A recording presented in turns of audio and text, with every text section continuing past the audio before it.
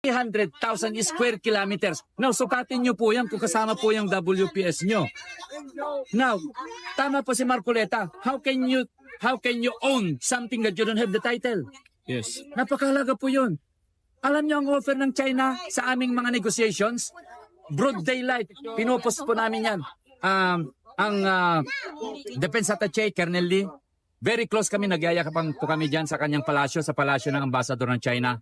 Si Juan Ziliang, tinanggap niya po yung proposal namin na peace and prosperity. Alam niyo po ang offer ng China? Ang offer ng China, the same as offer to Pangulong Duterte. I-develop nila yung South China Sea or West Philippine Sea. 40% mapupunta sa kanila, 60% mapupunta sa mamamayang Pilipino. Is that so wonderful and brilliant decision?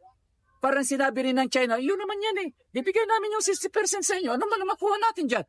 Yan ang offer nila kay Pangulong Duterte na inayawan ng administrasyon. Ang pinanigan ng administrasyon ng Amerika.